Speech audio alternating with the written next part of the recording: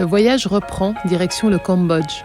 Partis de Pattaya en Thaïlande, nous arrivons à Battambang 10 heures plus tard et avec 3 changements de bus. Après plus de 3 ans d'aventure, nous passerons notre première frontière à pied.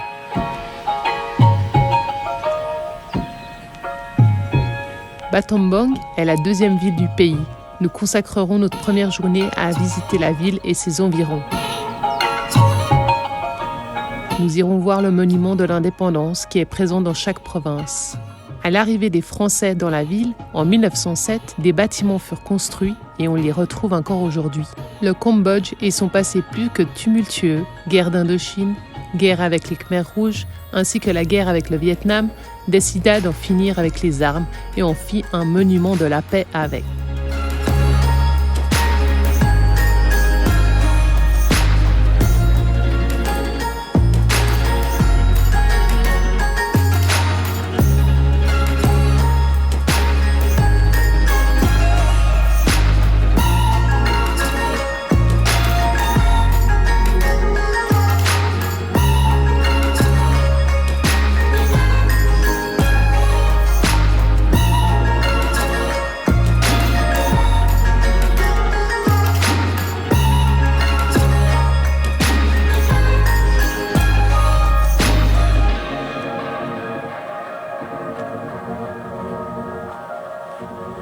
Nous découvrons la ligne de chemin de fer construite en 1932 durant la colonisation.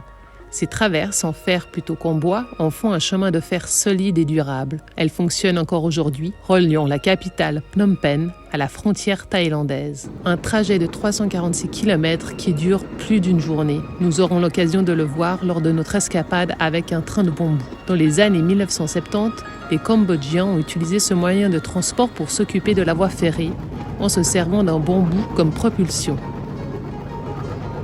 Il a été ensuite utilisé pour pallier au mauvais état des routes en le motorisant.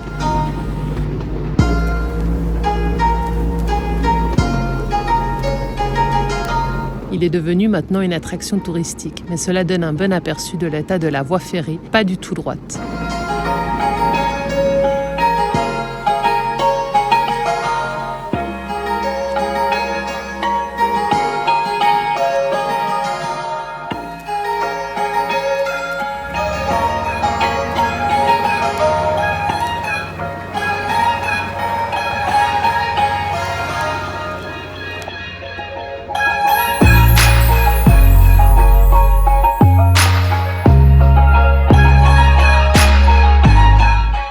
Wat Banon, ce temple hindouiste construit au XIe siècle, est plus ancien que Angkor Wat, notre prochaine destination.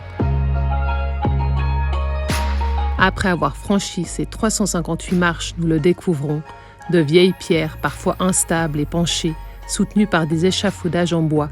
Le lieu est insolite.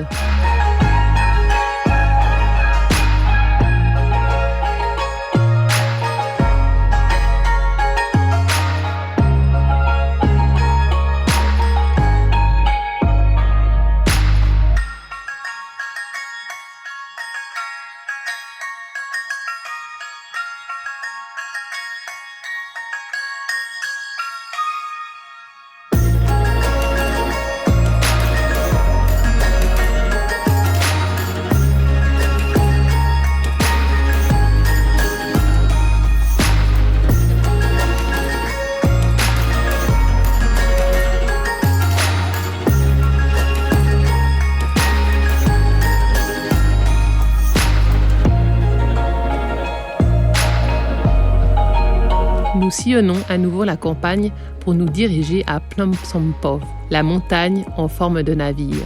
Nous monterons jusqu'au temple et admirerons la vue incroyable. Nous passerons notre chemin sur le lieu de la tuerie des Khmers rouges.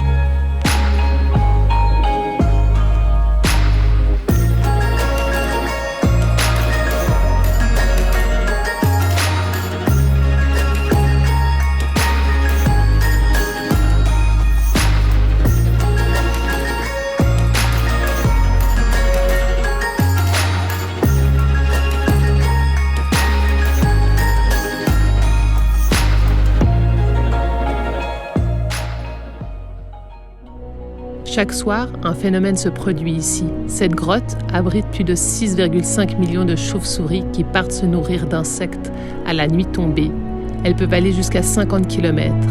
Cette colonie est l'une des 13 présentes au Cambodge et participe à la prévention des nuisibles sur le riz. Le spectacle est de toute beauté. Elles forment une lignée qui sillonne le ciel aux couleurs douces de la nuit tombée.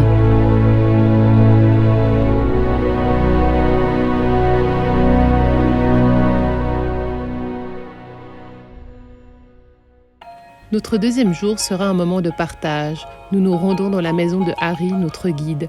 Sa sœur, Mom, nous partage la préparation de plats typiquement cambodgiens comme le hammock, l'omelette aux champignons, le poulet frit, les rouleaux de printemps et un cake à la banane. Nous passerons l'après-midi à cuisiner ensemble sur le sol, dans la maison familiale, avec l'atmosphère qui va avec, en toute simplicité.